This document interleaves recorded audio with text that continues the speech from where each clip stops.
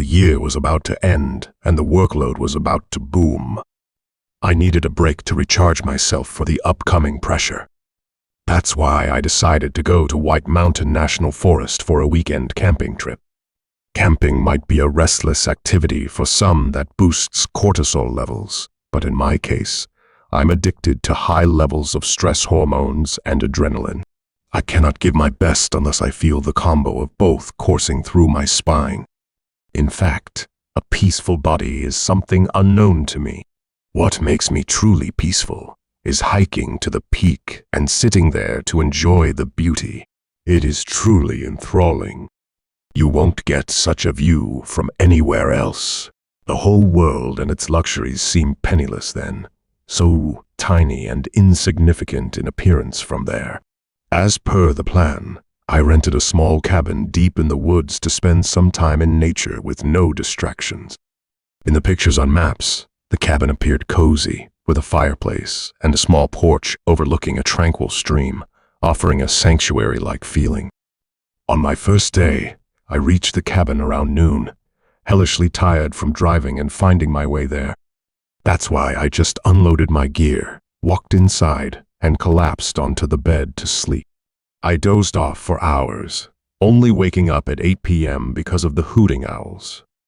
Since it was the forest, no fast pace of the city, and no hustle-bustle to rush anywhere, I took my time to freshen up and walk outside.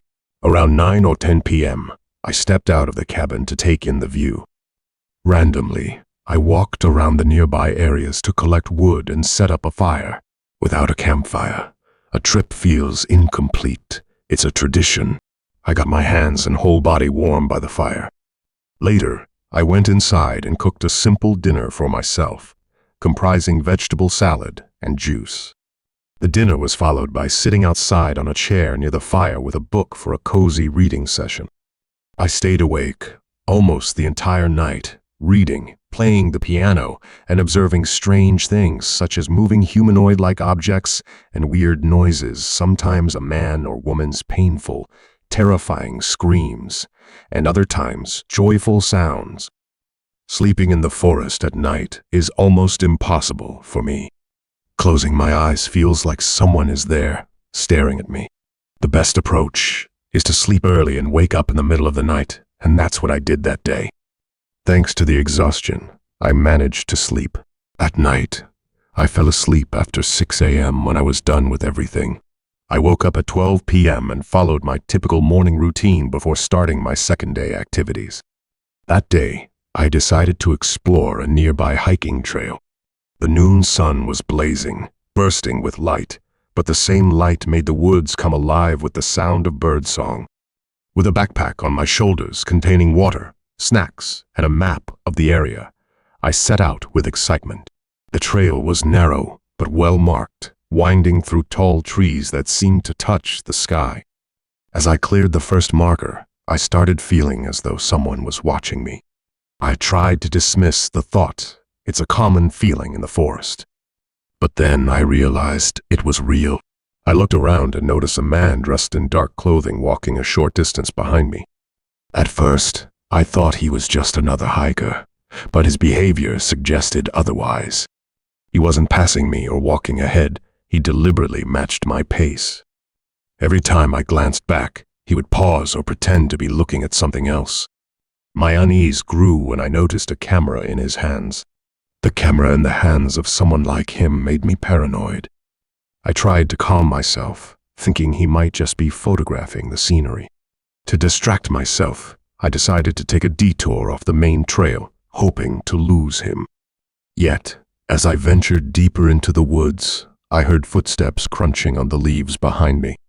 When I turned to look, there he was again, camera in hand, pointing it directly at me.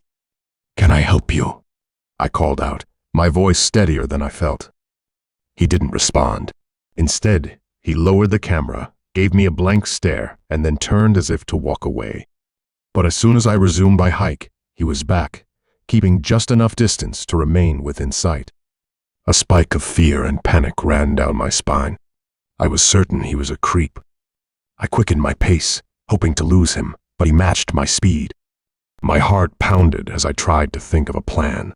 The nearest sign of civilization was miles away, and I hadn't seen another soul on the trail all morning. When I rounded a bend, I spotted a cluster of large boulders up ahead.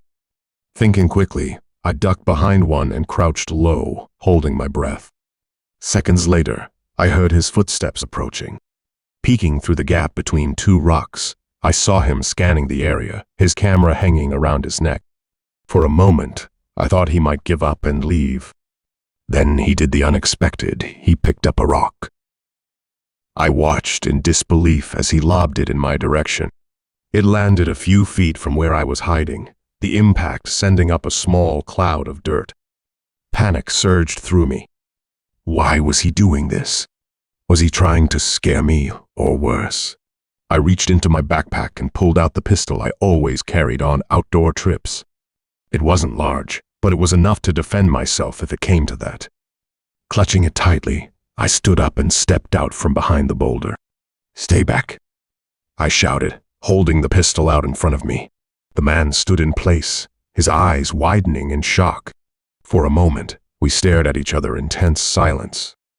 Then he dropped the rock and took a step back. "I don't want any trouble," I said, my voice firm despite the fear coursing through me. "But if you don't leave me alone, I'll defend myself." He hesitated, his gaze shifting between the knife and my face. Then, without a word, he turned and bolted, crashing through the underbrush as he fled. The sound of his retreating footsteps gradually faded, leaving only the rustle of leaves in the wind. I stood there for a long moment, my heart pounding and my hands shaking. Slowly, I lowered the knife, the adrenaline leaving my body as fear gave way to exhaustion. The woods around me seemed darker now, the towering trees less inviting.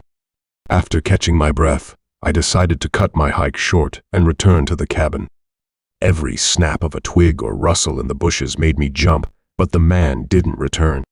By the time I reached the cabin, I was drenched in sweat, my legs aching from the hurried trek. That night, I locked every door and window, double-checking each one before trying to sleep. The peacefulness I had come here for was gone, replaced by a lingering sense of unease. Every creak of the cabin made me tense, my mind conjuring images of the man standing outside, watching. The next morning, I packed my things after freshening up.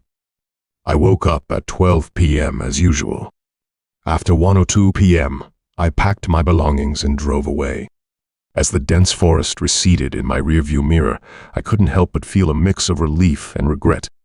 The woods had always been a place of solace for me, a refuge from the chaos of everyday life. This experience did affect me. I told many people about it, but it was not so traumatic that I would stop going camping and hiking. However, city people did find me brave and resourceful, which made me laugh.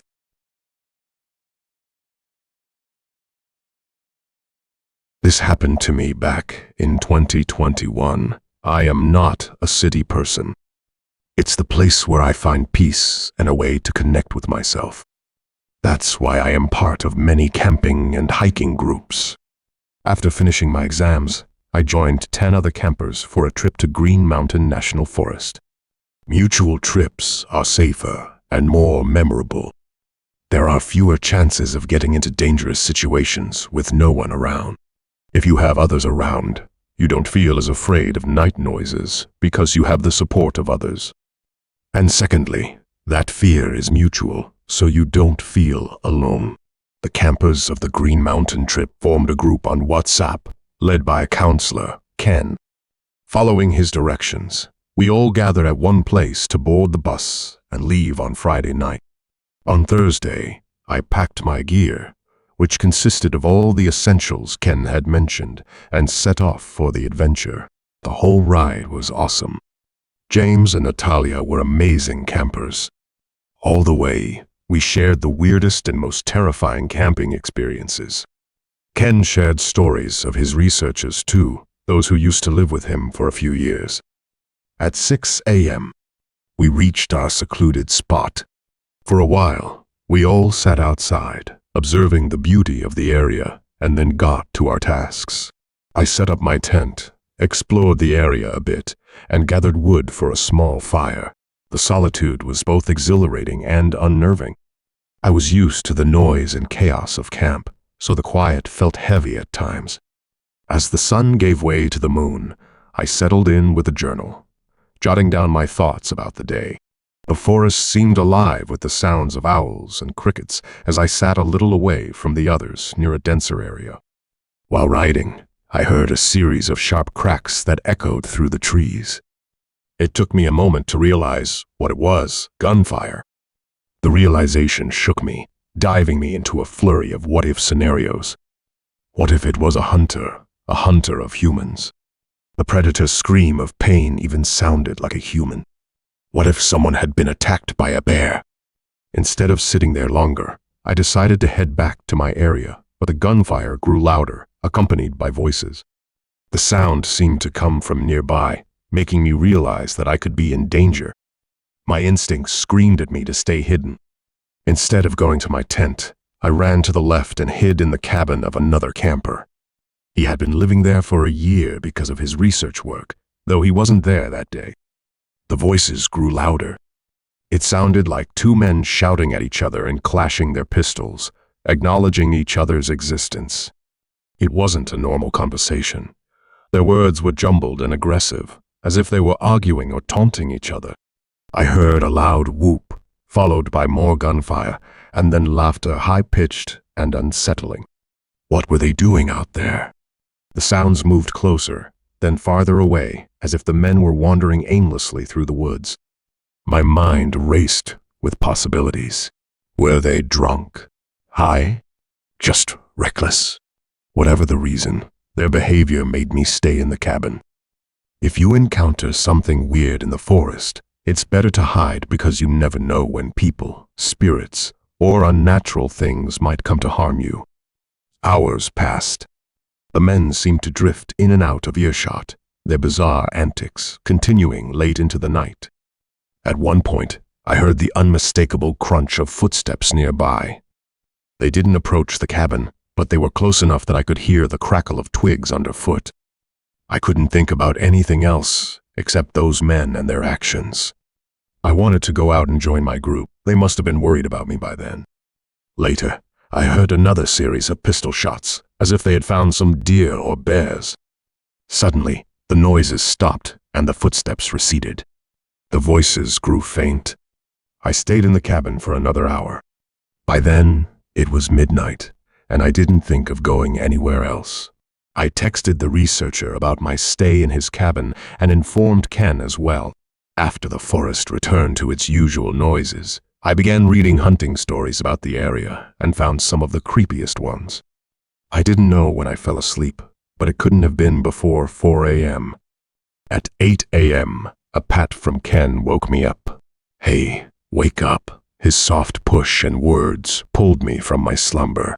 I rubbed my eyes and asked him the time. After sipping some water and washing my face, we left for the campsite. That whole night was terrifying. It seemed like the men had been fighting over killed animals.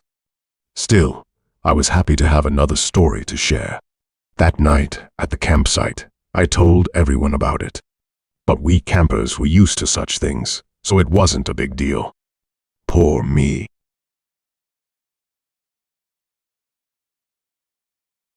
Patrolling a forest-like place is the toughest job.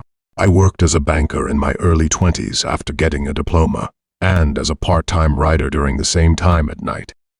Both were super crazy fields you have to be active all day. When my family was impoverished, I even worked as a driver to support them. It was also tough, as you could get a client at any time. I had to drive on highways since I was affiliated with a furniture company. During high school and my diploma days, I had worked as a waiter and factory worker like every other student. It was also not as tough as a ranger's work. Patrolling requires you to be alert all the time. You have to be patient while dealing with people, along with registering complaints and investigating urgent and usual matters. There are so many things on the plate of every ranger every day. However, the best part is that these many tasks allow you to meet new people and listen to and understand their stories. Sometimes, Those stories bring smiles, but other times, those stories are cases, and a few of them really affect you and stay with you forever. One of them is the story of an old man. His name was Liam. His experience was a haunting reminder of the human stories that sometimes weave themselves into the wild. It all happened back in 2017, in early autumn when he arrived. At that time, I was stationed near the visitor center when I noticed him. He was around 70 years old, with a slightly hunched back, but possessing a very dignified personality. He seemed like a man of principle. His face was weathered, with wrinkles on his forehead and the usual old-age puffiness near his lashes. I was standing outside at that time, smoking my pipe, my only asset. He approached me with a question that seemed simple enough at first. "Excuse me, young man," he said, his voice soft yet firm. "I'm looking for a specific spot by the Elk River. It's been many years, but I was engaged there back in the 60s. I nodded, intrigued by his story. "Can you describe it for me?" I asked. He hesitated, as though drawing the memory from some distant corner of his mind. "It's a bend in the river. There's a large rock that juts out into the water, and the trees around it used to form a sort of canopy. It was the most beautiful place I'd ever seen. The park's layout hadn't changed much in decades, and I had a good idea of where he was describing. "I think I know the spot," I told him. "Would you like me to show you?" His gratitude was palpable. "That would mean the world to me," he said, a faint smile softening his otherwise somber expression. We set out on foot, walking along the winding trails. As we moved deeper into the forest, he opened up a little more, telling me how he had proposed to his wife, Margaret, at the riverbend nearly 60 years ago.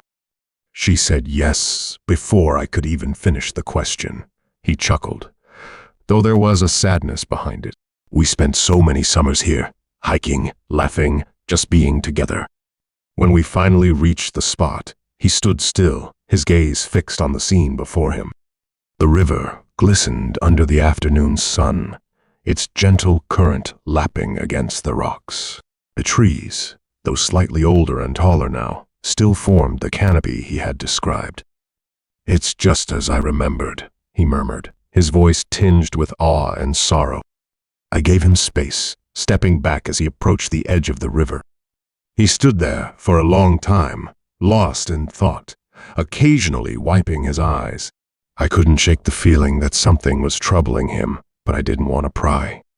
His love for Margaret made me remember my first love, Karen. She was a bomb, too bold and courageous. I was poor, and she was rich. She wanted to help me, but my fragile ego came in between. I wished we could have stayed together. Life would have been pretty amazing. I was just reminiscing about our lovey-dovey moments when Liam turned to me. "Thank you," he said quietly. "This place, it means everything to me." I nodded. "Take all the time you need, Mr. Liam." He shook his head. "I'll head back soon. You've been more than kind." "Thank you again." I escorted him partway back to the parking lot before leaving him to continue on his own. As I watched him walk away, I started feeling that something was wrong, as if my instincts were shouting out loud not to leave him alone. There was a sort of heaviness inside his eyes and in his presence that seemed deeper than nostalgia.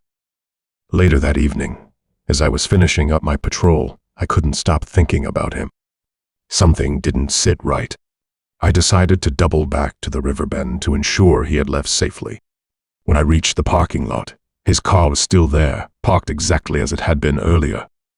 Alarm bells went off in my head. It was nearly dark, and the forest wasn't a place to wander alone at night, especially for someone his age. My mind started racing, echoing that my instincts were right. I grabbed my flashlight and hurried down the trail toward the riverbend. The sound of rushing water grew louder as I approached, but the scene that awaited me made my breath catch in my throat. Liam was there, lying near the large rock by the river. His body was still, his face peaceful in the pale moonlight. A small bottle of pills lay beside him, its contents spilled out onto the ground. I knelt beside him, checking for a pulse, but I already knew it was too late. A handwritten note rested on his chest, weighted down by a smooth stone. With trembling hands, I unfolded it. The note was brief, but heart-wrenching. He had been diagnosed with a terminal illness and had chosen to end his life in the place where his love story began. "Margaret and I always promised we'd meet again by the river," he wrote. "She left this world too soon, and now it's my turn to join her." I sat there for what felt like hours, the weight of the moment pressing down on me. The wilderness had always been a place of life and renewal for me, but that night it felt different, heavier, more complex. I was numb myself, unsure of what to feel. I called the authorities to help me. A few minutes later, they were there to handle the formalities, but the memory of that night stayed with me. For days, I couldn't stop replaying our conversation, his expressions, the way he looked at the river as though it held the key to everything he had ever loved. In time, I came to see his choice not just as an act of sorrow, but as one of love, a final, poignant connection to the life he cherished. It was a reminder of the deep, human stories that intersect with the wilderness, turning it into something far greater than just a collection of trees and rivers. Even now, when I walk those trails, I think of Liam. The riverbend feels different to me now, not just a place of beauty, but a sacred spot where love, memory, and loss converge. Since my 20s, I've been camping in every part of the U.S. as a hobby and never realized how it became my profession as a camping leader and counselor. If you ask me to trace how it all happened, I'd struggle to explain it clearly. But here I am. Leading campers and guiding hikers are enjoyable activities because you get to meet new people and understand where they are coming from. You become a part of their stories, which is a huge thing for me. However, there is one story I tried to create in everyone's life that affected me to the core. It was mid-July, a balmy evening, perfect for a little adventure. I had young teens with me to train. Those teens were pretty smart and brave. Screams and weird creatures didn't scare them once I guided them. They kept insisting we play something together, so I organized a night game where the kids would split into teams and try to evade monsters hiding in the woods. There were two leaders, Ian and me. We both dressed in scary costumes to give them a good-natured fright. This year, I wore a shabby robe and a makeshift werewolf mask. Simple, yet terrifying in the shadows. The game began with shrieks of laughter and excited whispers as the kids scattered into the woods. I stationed myself near a dense thicket, not far from the trail, crouching low to blend into the darkness. The air was cool, and the chirping of crickets filled the silence between giggles and footsteps in the distance. While hiding behind the trees, I heard a scream. It wasn't a playful yelp, but a guttural, bone-chilling scream. It cut through the night, sending a jolt of unease through me. I got confused, wondering who might need help or be in pain. I couldn't tell if it was one of the kids from our camp or somebody else. While I was thinking, the sound came again, closer this time, a violent, almost animalistic scream. My heart began to race as I grew afraid for the kids in our camp. They were our responsibility, and it had been a while since I'd last seen them. As I scanned the area, ensuring they were safe, I saw a figure emerge from the shadows, its silhouette barely illuminated by the sliver of moonlight. It was tall and dressed in a flowing black garment that seemed to ripple with the breeze. Its face was hidden behind a deer mask, an intricately carved thing with hollow eyes and antlers that looked unnaturally real. "Ian, is that you?" I called out softly, half expecting it to be one of the other leaders pulling a prank. Unexpectedly, the figure didn't respond. Instead, it let out another scream, a guttural roar that made my skin crawl, making me wonder whether the game was fun or about to become a terrifying ordeal. It was so loud, so unnatural, that my entire body froze in fear. Then it moved. Slowly, Deliberately, it began walking toward me. Its steps were slow and measured, and in its hand gleamed something sharp, what looked unmistakably like a knife. I stumbled backward, heart racing, my mind a whirlwind of panic. "This isn't funny," I yelled, trying to steady my voice. "We've got kids out here." The figure didn't stop. Its pace was unnervingly calm, as if it had all the time in the world to close the gap between us. My instincts screamed at me to run, and I obeyed. I bolted through the woods, branches clawing at my clothes and face as I sprinted toward the camp. My mind raced with thoughts of the children, scattered in the dark, completely unaware of the danger lurking nearby. When I burst into the clearing, I found the kids laughing and talking by the fire, oblivious to my terror. Some of the other leaders gave me puzzled looks as I doubled over, trying to catch my breath. "Did you see someone out there?" I asked, my voice trembling. "Someone? Like who?" Ian, another leader, frowned. "We're all accounted for." "No," I insisted. "There's someone else out there." "A man. He's wearing a deer mask and holding a knife." The laughter around the fire faltered as the kids picked up on my fear. Ian exchanged a glance with the other leaders before pulling me aside. "Are you sure?" he asked, in a low voice. I nodded, recounting what I'd seen. "It's not a joke, Ian. This guy isn't one of us." Ian immediately called for everyone to gather at the campfire. We did a quick head count, ensuring all the kids were present, then decided to keep everyone together for the rest of the night.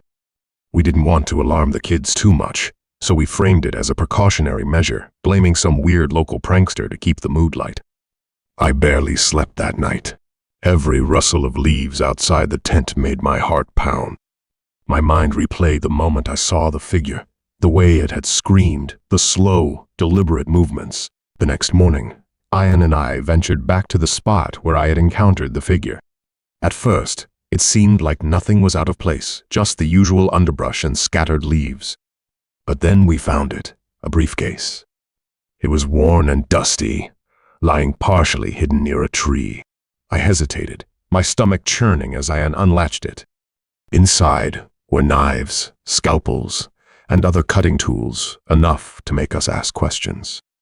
Who could it be? Why was he after us? There was no sign of the figure, but the discovery was enough for us to call the authorities. When the police arrived, they didn't believe us. "Probably just some local kids trying to scare campers," one officer said, shrugging. "They took the briefcase, but didn't seem particularly concerned." Ian and I knew better. The deer mask, the scream, the knives, it wasn't some harmless joke. Whatever I'd seen that night wasn't just some local prankster. It was something darker, something far more sinister.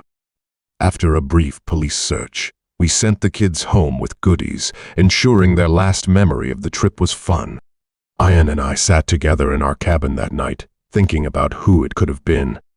We took a week off to relax, but when we returned to duty, we decided never to play such risky games with kids again. Rangers can never make you bored. They always entertain you because they have collected experiences from many people. I'm a ranger in this national park and have met many hikers and campers.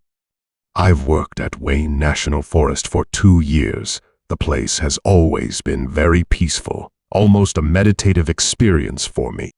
Miles of untamed wilderness, the whisper of leaves in the wind, and the distant call of wildlife made for a job that felt more like a privilege. However, one story in the book of my experiences changed everything. Back in 2018, the day started with a routine report. My colleague, Axelza, and I were doing a late patrol, checking campsites and trails for any signs of mischief. College students were often our main culprits: loud parties, littering, or the occasional prank. So, when the first call came in about humanoid figures with pointed heads, we thought it would be college students. "They're probably just kids having fun," Axelza said, her voice calm but laced with a hint of skepticism as we drove through the gravel roads in our truck. "Maybe," I replied, though I couldn't shake the doubts that had settled in the pit of my stomach. The descriptions from visitors were different. Masks weren't out of the ordinary for pranks, but they had animal-like faces with hollow eyes, intricately carved and unnervingly lifelike, didn't fit the usual antics. As the hours wore on, the reports kept coming. Always the same, shadowy figures in masks, spotted near trails and campsites, but disappearing before anyone could get close. By midnight, the park seemed to hold its breath. Even the usual chatter of nocturnal animals had quieted. Around 2 a.m., the radio broke the silence, alarming us that a visitor had reported a vehicle hidden near the lakeside trail. The voice on the other end of the line sounded tense and worried. "That's odd," Axelza said as she checked the map. "There's no reason for a car to be parked there unless someone's gone off trail." "Let's check it out," I said, already turning the truck toward the lake. My pulse quickened as the path narrowed and the dense trees closed in around us. We found the vehicle just where it had been reported. It was tucked behind a cluster of bushes, almost invisible unless you knew where to look. Stepping out of the truck, flashlight in hand, I felt the weight of the darkness pressing in from all sides. The car was abandoned. The driver's side door hung slightly ajar, and the interior was a mess, clothes, papers, and a backpack scattered across the seat. But it wasn't just the disarray that sent a chill down my spine. It was the splatter of what looked like dried blood on the steering wheel and a single torn mask lying on the ground nearby. "Axelza, over here," I called, my voice barely above a whisper. She joined me, her own flashlight scanning the scene. "This doesn't look like a prank," she said, her tone now sharp and alert. She bent down to pick up the mask, turning it over in her hands. It was a fox's face, the paint faded, but the hollow eyes as unnerving as the reports had described. "What's that smell?" she asked suddenly, wrinkling her nose.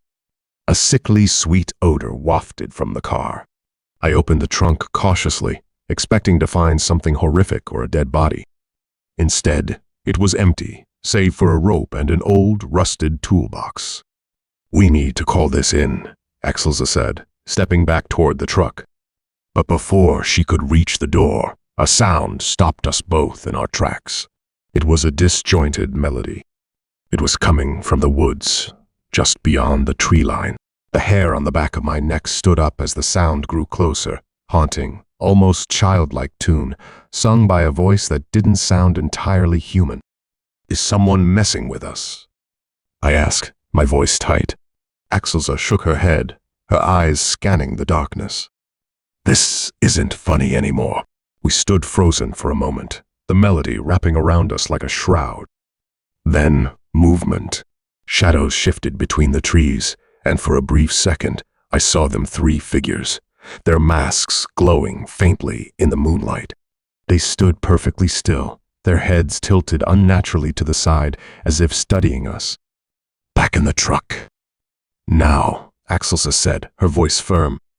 We moved quickly, keeping our eyes on the figures, but they didn't follow.